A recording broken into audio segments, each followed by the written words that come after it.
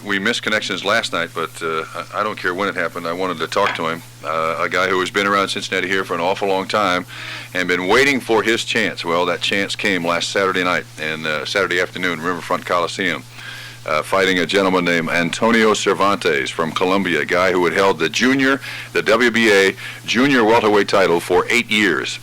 And anybody who can hold a title for 8 years has got to be some kind of fighter. And in a knockout, his 23rd out of 25 fights, Aaron Pryor won the WBA Junior Welterweight Championship in front of about 7,500 to 8,000 screaming fans in Riverfront Coliseum. And he is a fighter who, to the world of boxing, is relatively unknown, only because most of his fights have been here in Ohio, and most of his fights have been here in Cincinnati. But believe me, with the exposure he got on television on CBS, Aaron Pryor is going to be seen by a lot more people on a lot more television sets in his first defense and probably many more defenses of his WBA junior welterweight crown. Congratulations, sir. Thank you. It was absolutely a phenomenal fight. It's a fight that, if you believe the people in Las Vegas, I believe you were a 9-5 underdog to Antonio Cervantes, a guy with a great deal more experience than you, and yet you kept saying that that there was no way that you were going to lose, that you waited a long time for this opportunity, and you were going to make the best of it. And you certainly fulfilled that promise to the people in Cincinnati.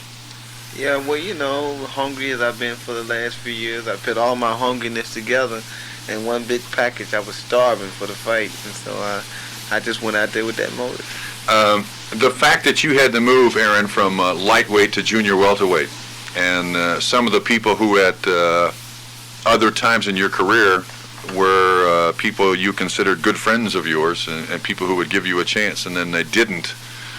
Does that offend you at all that you had to go out of the lightweight rank and you couldn't get a fight with Howard Davis, you couldn't get a fight with Elmer Kinty, you couldn't get a fight with Tommy Hearns, you couldn't get a fight with just about anybody? Well, you know, we suffered from that, and it was kind of hard for me to decide to go up in that weight division. And you know, my manager and Frankie, my trainers and stuff, they had a lot to do with mentally preparing me for this fight, because they kept telling me over and over again, you know, you're a regular junior welterweight anyway, you know, so you don't have to worry about the weight, you know, because you weigh the weight limit anyway, your natural weights. And because I've always scuffed to get down to lightweight, which I like scuffing. And what is the word that you just said, scuffering? Yeah, scuffle. You know what I mean? Like, oh, I got you. Okay, I understand. Have a problem, you know, working hard, getting down there. Okay. And they kind of convinced me that, you know, that I could fight in that other weight division. So I went out there feeling like I was my natural weight, no problem. I ate whatever I wanted in training. You now have the opportunity, the unique opportunity, to possibly move up to welterweight. Stay at junior welterweight, move down to lightweight. You are a boxer at the weight limit who could conceivably have 4 or 5 fights a year in 2 or 3 different weight classifications, and be one of the most active boxers or champions that there is ever in the history of the game, correct? Right. Well, I plan to create an image, you know, more than I have already for Cincinnati. I plan to bring some more fame to, I'm young, I'm in my prime, and I feel there's a lot of things that I can contribute to the city of Cincinnati besides a world championship. But only thing that I'm worried about is what Cincinnati is going to contribute to me while I'm on top. I don't want no streets named after me or nothing when my career's over, you know. I mean, you know, if it's something to be contributed, I want it while I'm living, while I'm young and in my prime. I enjoy it more. A lot of times, you know, they... do you have something in mind, something that you want them to do for you?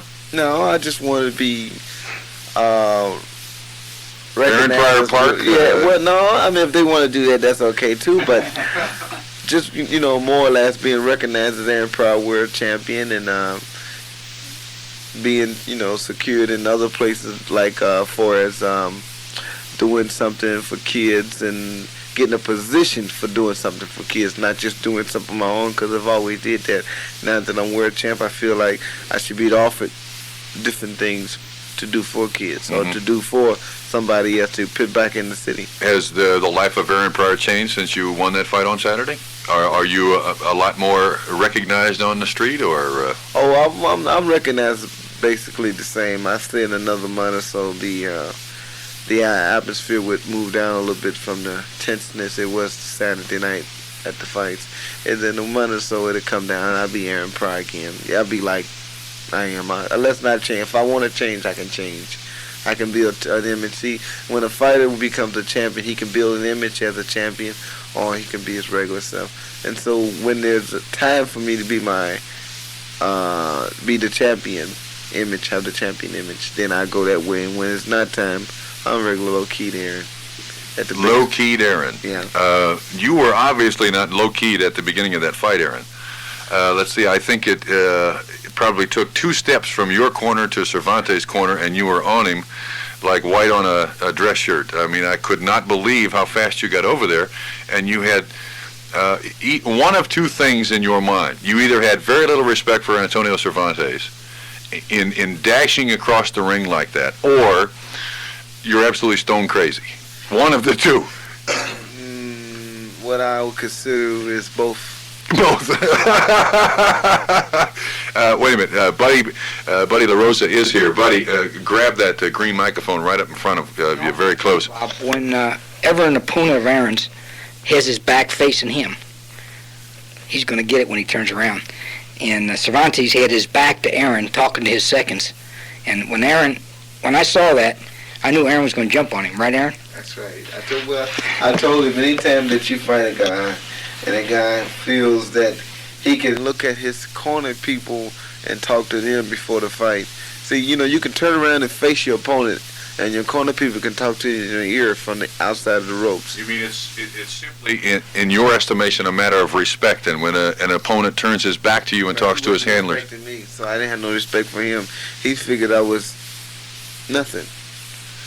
And I figured, I had 220 amateur fights and 24 professional fights, and I've never turned my back to an opponent because I don't know what I'm going to turn around to. So, when he had his back turned to me and he was talking to his people with his back turned to me, and the guy hit the bell, and when he turned around, I was there. And everything that they told him to do, he couldn't think of it because I was there punching him. Also with us in the studio, I might add, too, Frankie Williams Jr., a guy who is known by a lot of people here in Cincinnati, formerly a light heavyweight, but because of an eye problem had to get out of the ring, and he is helping Aaron Pryor and Frankie Sims, a gentleman who has been with Aaron for an awful long time and certainly deserves a lot of credit now that you're the champion, because he didn't get any before you were the champion. Yeah, and Buddy LaRosa, too. Good friend, and another one who has really stuck with you for a long time. And Don Elbaum was here last night, and he's done a lot for you. So it appears that you have people working in your corner, working for the betterment of Aaron Pryor. Well, the beautiful thing about it is that we grow together. I came in as a loser in the Olympics, and these people had confidence in me that you can lose. I've always told Buddy and a lot of other people around the city, because a guy loses one event or any event, you can always come back. Aaron, in the Cincinnati Post, Monday, August 4th, 1980, there's a picture of a right over a left, a right by Cervantes over a left by Aaron Pryor, and it does appear that even though that Cervantes had the longer reach, if I'm not mistaken, that yours is a square punch, but the picture that is the real telling picture is the picture that accompanies the fight picture, and that is of the belt being held up by, I don't know who that is. Yeah, Chang, he's my bodyguard. He's your bodyguard? Yeah. Well, the belt is upside down. Well. Did you notice that? I noticed that in the paper, I sure did. Well, I tell you. I'm weird, though. I notice things like that. I think everybody was so excited, yeah, and sure. The crowd was so tense that, did nobody know where no one was. I had to find my little boy after the fight, and all those people had to find. He's only 2 years old. I had to find him, and it was just a real thrill night for me. Had to be. On the fight itself, did he ever hurt you? You were knocked down in the first round? Right. Was that a punch that stung you? No, it was. I got hit, and he stung me, but it wasn't a punch like I was hurt or was knocked down, and I was just a little off balance, and I was a little tense, a little, the bell rung, and I went to this guy not knowing what he know, and didn't give him no respect, so I got a little too fast with what I wanted to throw, and he kind of hit me off balance and knocked me down, but I got back up, and I used to old psych on him, and he seen that I wasn't hurt, so we proceeded to fight. In the third round, there was also a very heavy punch laid on you, if I remember correctly. It's a punch that it looked like it would have knocked a lot of people out, but you took it, and then that's when the cut was opened up over his right eye. Did you know then that it was just a matter of time? No, not really. In my mind, I figured I could fight like that for 10 rounds. Hard as I trained, I knew I could go a good 10 with that pace. And then I figured the other 5 rounds I would move around and figure out what to do when I got there. But I never thought at one time that the fight would end early or that I had him. But the punch that you hit him in the corner, the right hand, did you expect him to get up from that punch? Sure. It was a good punch. I take nothing away from it. It was a good punch, but I expected him to get him. See, something So about did I. champions, but he never got hit as much as I don't think that I was hitting him. I was hitting him with some shots I don't think you saw. And under uppercuts and solid punches like that to the face hurt when you get it solid. See, most of his punches that I got hit with was I kind of went with the punch, turned my head with the same way the punch was coming, which took a little pressure away from it. Or I was moving at the time he threw the punch, which didn't give the punch a flat object when it hit. And also, when I'm fighting, when I get hit with one punch, I can take a one punch pretty good. Not that I like to take punches, but I feel that, if I get hit with one punch, I can take one punch. A guy had to hit me with 3 or 4 punches. Like when I hit a guy, I don't hit him with one punch. I hit him with under, over, and left hook. All 3 punches land. Yeah, I noticed that. I never hit a guy with just one punch. Yeah. And that's what Shavante was doing, one punch at a time. Yeah. One more question before we go to this commercial. I remember prior to the fight, 2 things actually. Prior to the fight, you had complained that you really had not seen any recent pictures of Antonio Cervantes fighting. That the only films that you could get your hands on were like from 5 years ago. Did you, in your own mind, or with Buddy, or with Frankie, have any sort of a game plan to beat Antonio Cervantes, or did you ad-lib that fight from the first bell to the 4th round? Well, only thing that we can get out of that film 5 years ago is how good he was, and we figured, that he didn't have what he had then, but he had a lot more smartness, and I think the film kind of helped us, but we was kind of upset because we didn't get the film for his last fight. The other thing is, both Donnell Baum and Buddy LaRosa expressed a great deal of displeasure that the 3 judges at the fight were going to be representatives from the WBA, and all from either Central America or South America, and that Buddy felt that was going to be an unfair advantage to Antonio Cervantes. The fight is over. You win by TKO, and they were absolutely right. On 2 of the 3 cards, Rosadia, the referee, was the only judge that had it anything other than you losing the fight. And they were absolutely right. You had to knock Antonio Cervantes out in order to win that title. Man, I didn't plan on knocking him out. I just planned on winning.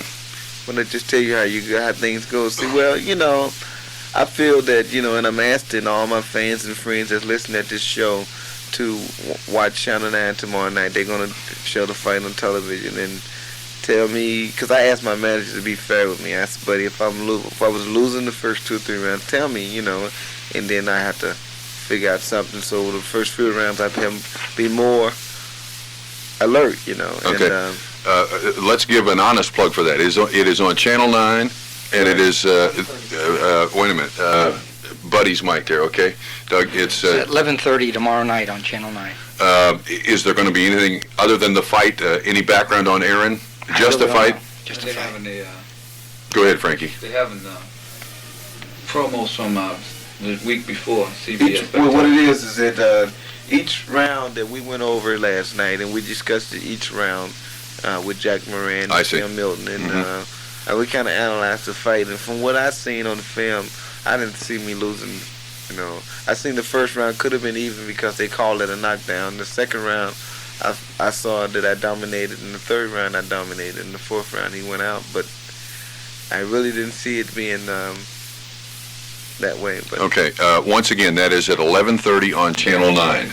Buddy, a question for you. Doug, is Mike? Okay, a question for you. Are you also surprised that on the card of two of the judges that Aaron Pryor was not only the loser, but a clear loser? It was not even close. The judges had Cervantes clearly ahead in 2 of the 3 rounds that were judged. Well, these were the things that we were very concerned about because the South Americans seem to be very biased under similar situations in other fights. They just plain out and out steal the fight. So we thought it could happen, but we insisted, and we thought we made such a show about it to the WBA, Mr. Galindez. He said, "Don't worry about it. It's going to be fair." I got in touch with Mr. Smith, and I was, telling him about the situation. Who is Mr. Smith? Mr. Smith, the promoter from Muhammad Ali Professional Sports. Oh, I see, okay. And he called Mr. Sanchez up in Detroit, and he assured me that the judges here would be fair. He says, please, he assured me it would be fair. Well, if that's his assurance, they certainly weren't fair because, so the referee was even, and Aaron was clearly ahead because Don Elbaum is a very good scorer of fights. He sits next to me, he scores a fight, I look at it, and then I run up to the corner with the results and tell the head corner man so that we always know how we stand. Mm-hmm. And we definitely felt we were ahead, but we didn't know how the judges had us. Okay, this poses a problem, does it not, Buddy, in that the next defense that Aaron has of his title, will not the WBA also once again bring in probably South American or Central American judges? No, but we're the champion, you see. We will be in a position to select the judges. You will be in a Yes. position to select the judges? Yes. Matter of fact, all of the judges here in Cincinnati will be members now of the WBA. So, Because he is the champion? Yes. Oh, interesting. So we'll have some hometown judges that we can, not that they're going to be biased, they will be fair, as they always have been in the past. But that's all we want is a fair shake. Aaron's going to win. He's going to excel. But when the stack is the deck is stacked against you, you can't win. I agree with you totally. Sports Talk here on Radio 7 with Aaron Pryor, the WBA junior welterweight champion of the world. Buddy LaRosa, Frankie Sims, and Frankie Williams Jr. will return after this. Sports Talk here on Radio 7 with, it's worth repeating time and time again, the World Boxing Association Junior Welterweight Champion of the World, Aaron Pryor, from right here in Cincinnati. Aaron was reading in the paper that you said one of the first things you were going to do with that paycheck that you got from that fight, somewhere around $50,000, that you're going to buy a new Cadillac. Have you bought it yet? no, I didn't buy it yet. I went to the racetrack today after the fight, and I seen this brochure of the races. And I said, Frankie, you see there? I'm putting my money on Cadillac's best. I said, when I go down here to the Cadillac shop, I said, I want Cadillac's best, like that. So I went up there, and I put all my money, that I had. I was going to bet on Cadillac's best. And It won? it won. It won? Tripped me out. I was just, it's my first time I ever went to a racetrack, and it just tripped me out. I said, right after winning the title, going over there, relax a little bit, Sure. first time out Sure. as a champion. And we went to the racetracks, and I didn't know that, I thought the racetracks was like the lottery. You put $5 or $10 down on something and you win, a lot. Mm-hmm. I didn't know it was that. It was $14 to $14 for each dollar. $14.95 for it. That ain't bad. No. That ain't bad at all. I've So- never won a dime at the racetrack. I'll take $14 for every dollar bet. Yeah, well, But you still I won it. You Yeah. still intend on buying that new Cadillac? No. No, really? Not yet. No, I don't want no Cadillac. You don't want a Cadillac. You're going to save your money. Yeah, I'm going to keep driving what I'm driving until I get enough for my interest to pay for the Cadillac. Or the last license or the taxes, no doubt about it. To discuss how long you're going to take off and who your next opponent is going to be, can you answer that, or should I talk to Buddy? Well, Buddy can tell you exactly. I can tell you how long I'm going to take off. That's All right, all let's I hear can tell it. you. Let's hear it. How long are you going to take off? I'm gonna be off. That's Aaron's beeper. Aaron's got a beeper. Well, the people in my neighborhood try to keep up with me. They watching my apartment. Okay. They want me to be like Big John Tate. Big John Tate? Yeah, but anyway, I think I'm going to take off another 3 weeks, 3.5 weeks, and then I'm going to slowly get back in the gym, and I may be fighting in October or November. How far out of shape will that put you a month off? Or have you ever had a month off? I have never had a month off. Really? No, I've been working so hard lately. Month sounds like a long time. But I'm sure time is going fast, and it'll be over before you know it. But yeah. Okay, as to who that opponent might be, we turn to Buddy. Okay, Buddy, who do you think now is Aaron's manager, and you can now pick and choose as opposed to take what they offer? In your estimation, what's the next fight that Aaron Pryor is going to have? Well, Bob, I tell you, there's been several thoughts we had in mind. Number one, Termite Watkins is, a number 10 junior welterweight contender, and as long as you fight somebody in the top 10, Termite is, we feel would be a right opponent for him.